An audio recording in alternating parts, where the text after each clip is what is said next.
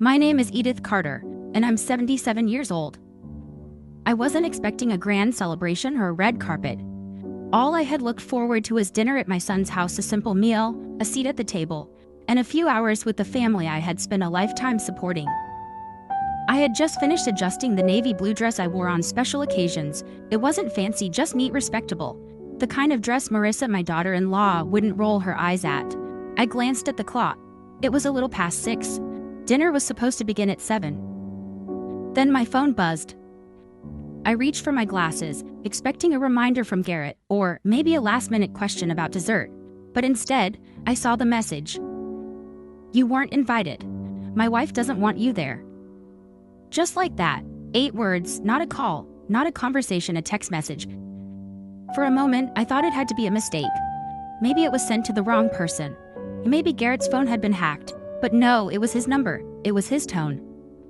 I sat down slowly, the phone still in my hand. My heart wasn't just breaking, it was unraveling. Some memories flashed in my mind. Garrett as a boy clinging to my hand on his first day of school. Garrett at 12 crying when his dog passed away. Garrett introducing Marissa to me, full of excitement.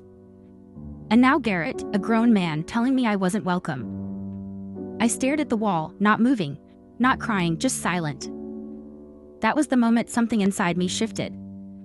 After all the years, after all the giving, maybe it was time to stop showing up for people who made it clear they didn't want me there. The house was quiet, too quiet. I stood up, walked over to my secretary desk, an old piece my mother had left me, and opened the drawer where I kept all the financial documents. Every folder was labeled, every receipt filed. I pulled out the thickest folder. It was labeled Garrett. Inside, there was a lifetime of giving. A $20,000 check to help him launch his business, one that folded in less than a year. Tuition receipts from when Marissa went back to school to earn her real estate license. Bank transfers for roof repairs, a down payment on their new SUV, the kitchen remodel Marissa just had to have. Each piece of paper told a story, not one of generosity but of expectation. My wallet had been their safety net. My name had been the invisible ink on every corner of that new house. 6 months ago, Garrett had called me to say they'd found the perfect home, a beautiful townhouse overlooking the river, part of an exclusive new development. He said it would be a place for the whole family. "Mom, you'll have your own corner," he told me. That corner, apparently, didn't come with a chair at the dinner table. I looked down at the brochure, still sitting on my kitchen table. I had paid $120,000 toward the down payment. It wasn't a loan. It wasn't an investment. It was a gift, a mother's way of saying, "I'm here. I care." And now it felt like I had bought myself out of their lives. I leaned back and whispered the question I hadn't dared ask for years: was this love or just a transaction? For the first time, I didn't rush to excuse them. I didn't defend their choices. I simply sat in the truth I had spent a lifetime giving. And they had gotten used to it. I didn't sleep that night. The text kept replaying in my mind, over and over: "Not invited. My wife doesn't want you there." By sunrise, I knew what I had to do. I made myself a strong cup of tea, sat at the kitchen table, and stared at the stack of papers I had pulled from the drawer.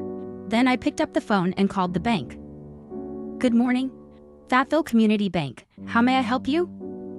"My name is Edith Carter," I said clearly. "I need to suspend all automatic payments from my account immediately." There was a pause on the line. "All payments, ma'am?" "Yes, every single one. And I also need to revoke the power of attorney granted to my son, Garrett Carter."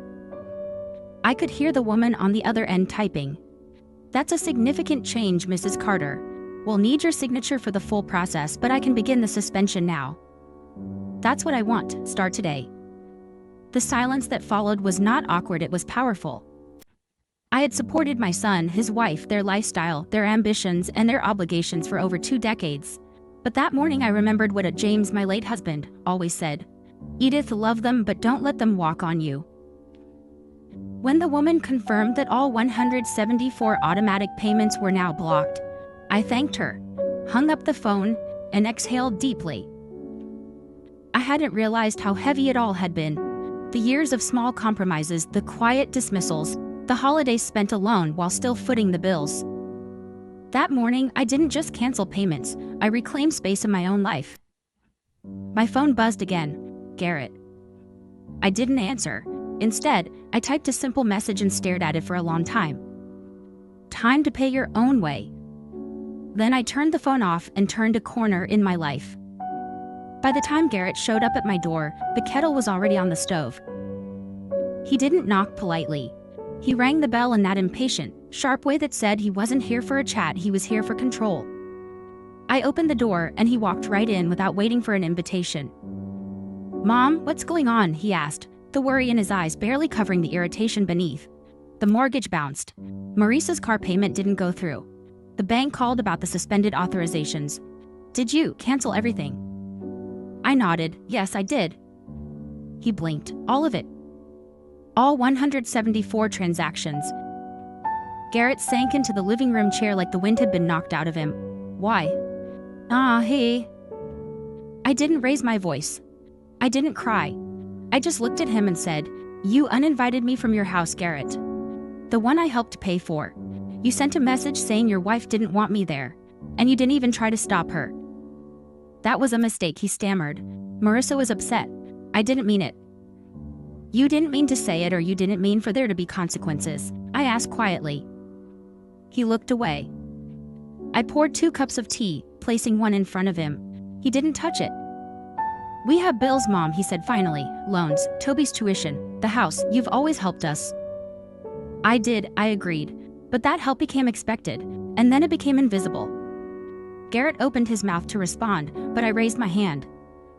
"Tell me one thing you've done for me, Garrett," I asked, my voice soft but steady.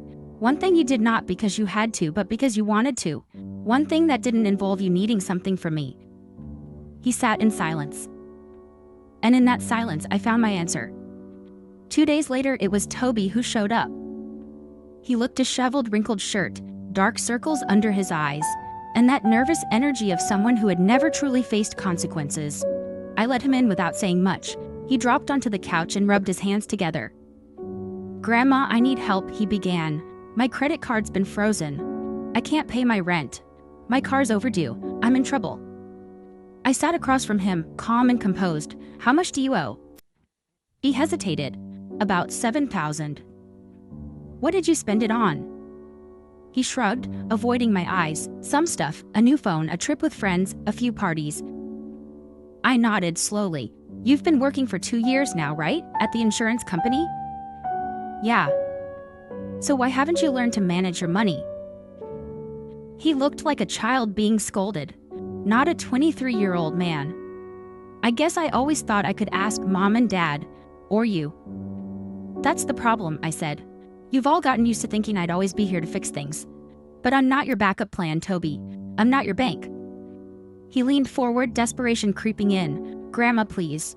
Just this once. I swear I'll pay you back." "No," I said firmly, "but I will offer you something else." He looked confused. "Like what?" "My lawyer, Mr. Whitaker, is looking for a part-time assistant. Feeling, answering phones. It won't solve everything, but it's honest work."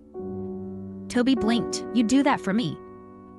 "I love you," I said, "but I'm done enabling you. My love is no longer measured in money." He sat quietly, unsure of what to say. For the first time, I didn't give in.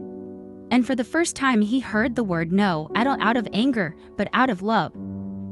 Real love doesn't always feel comfortable. Sometimes it sounds a lot like a boundary.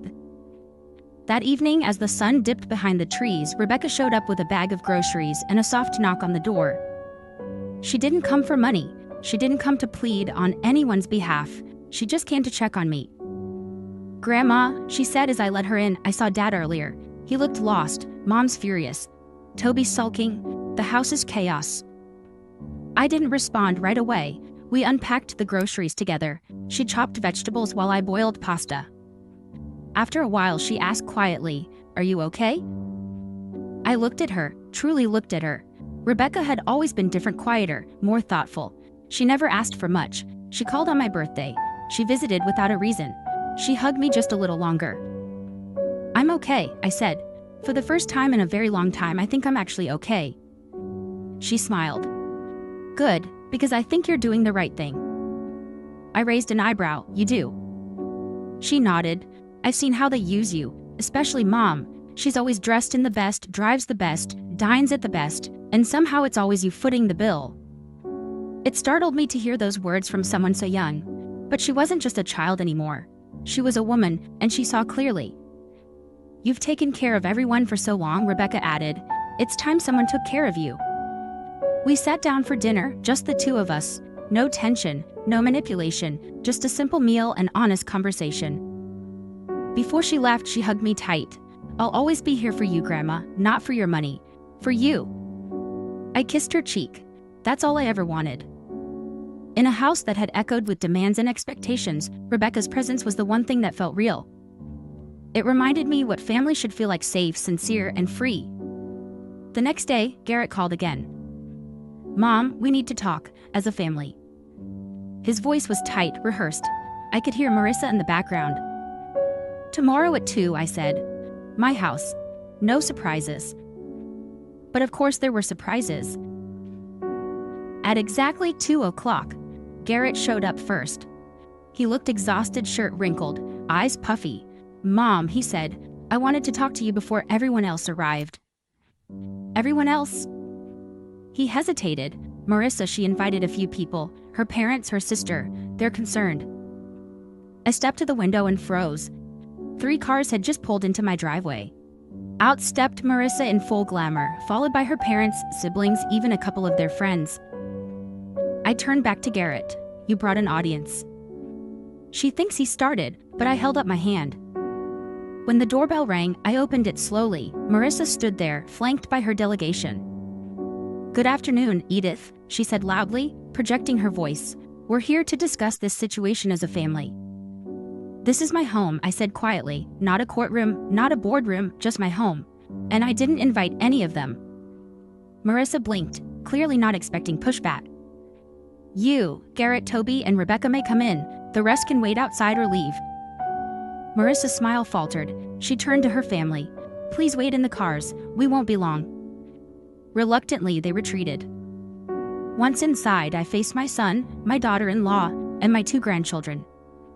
"So," I said calmly, "who wants to tell me what this circus is really about?" Marissa launched into a speech. "Your financial decision affects all of us. My parents' retirement plans, Garrett's brother's situation, even Toby's future." I listened, arms crossed, and said nothing. When she finally paused for breath, I looked at her and asked, "And when did I become responsible for all of that?" No one answered. Because deep down, they all knew the truth. They hadn't come to fix a relationship. They had come to salvage their lifestyle. The room was heavy with silence after my question. Garrett finally spoke, voice low. "Mom, we've come to rely on your help. You've always been there. We just didn't think you'd ever stop." I nodded. "Exactly. You didn't think, you just took." I turned to Toby. "How many times have you visited me just because you wanted to? Not because you needed money?" He shifted in his seat. "And Marissa," I said, facing her, "tell me one thing, one single thing you've done for me without expectation." She opened her mouth, then closed it again. "You see," I continued, "what hurts isn't just the money. It's the erasure. The way I disappeared from your hearts the moment I stopped paying." Marissa's mask slipped. Her voice hardened. "This is manipulation. You're trying to guilt us." "No," I said. "I'm telling you the truth. For once." She stood abruptly. "You'll regret this. When you're alone, when no one's there, you'll regret pushing us away." I didn't flinch. "Family isn't just a word we use when we want something," I said softly. "It's a choice we make every day with our actions, not our invoices." Garrett looked up, eyes glassy. "What do you want us to do, Mom? Apologize? Beg?" "No," I said. "I want you to grow up. I want you to stop confusing love with dependence. And I want you to leave." The words were calm, but they landed like thunder. Toby stood without protest. Marissa muttered something under her breath as she stormed out. Garrett lingered, unsure. "I'll be here," I told him. "If you ever want to talk, really talk, not about money, but about us." He nodded slowly and followed the others out the door. Only Rebecca stayed behind to hug me. "I'm proud of you, Grandma," she whispered. I didn't reply. I just held her close. Because for the first time in a long time, I had nothing to prove and nothing to give but the truth. 6 months passed. And for the first time in decades, I wasn't anyone's emergency contact, anyone's financial plan, anyone's silent sponsor. I was just Edith. I spent mornings on the porch, sipping coffee and reading books I'd long set aside. I took walks through the park where James and I used to stroll.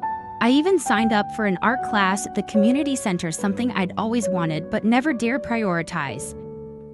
Rebecca visited often. She never asked for anything. She just came to talk, to laugh, to share her world with me. She was my only connection to the family now, and that was enough. As for Garrett and Marissa, the calls dwindled. After a few more attempts, some apologetic, some demanding, they stopped altogether. I heard from Rebecca that they sold the house and moved to a smaller apartment. Marissa took on extra work. Garrett finally learned how to manage a budget. Toby, to my surprise, took the job with Mr. Whittaker. I ran into him once at the grocery store. He looked tired, but different, less entitled, more grounded. We exchanged a quiet hello. That was enough. And me. I went to Italy. It was James' dream, one we'd postponed too long. But Rebecca insisted I go. Do it for you, Grandma, she said. For once, just for you. So I did.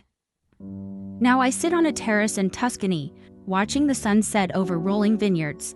Laureen, my oldest friend, laughs beside me as she scribbles notes in her travel journal. You look lighter, she says. I am, I reply. Because I finally laid down the weight of other people's expectations. And in doing so, I found the only thing I ever truly wanted. Peace. Not just the absence of noise, but the presence of self. The quiet strength of someone who no longer needs to be needed to feel whole. That evening, as twilight painted the Tuscan sky in gold and violet, my phone buzzed. Garrett's name lit up the screen. 6 months ago, I would have answered before the second ring, eager, hopeful, already rehearsing ways to fix whatever was wrong. But now I simply looked at the screen and let it fade to black. I didn't need to hear another promise. I didn't need to be pulled back into a cycle I'd finally stepped out of. Instead, I picked up my wine glass, raised it to the horizon, and whispered, to me. The version of me that had always come last. The version that stayed silent at dinner tables where I was unwelcome. Who smiled through birthdays alone. Who paid bills with shaking hands and called it love. She was gone now. In her place stood a woman who had learned that freedom doesn't come from letting go of people, it comes from letting go of permission. I don't owe anyone an explanation for choosing peace. I don't owe anyone my savings, my time, or my seat at a table I was never really welcome to. What I do owe at this stage in life is honesty with myself. Rebecca texted later that night, a photo of her new apartment and a simple message, Grandma, I can't wait for you to visit. I made you a room just yours, always. And with that, I smiled. Because sometimes the legacy we leave behind isn't the money we gave or the house we built. It's the truth we finally spoke. And the boundary we were brave enough to draw. If this story spoke to your heart, share it. Because someone out there needs to hear, it's never too late to take your power back. And you're never too old to begin again.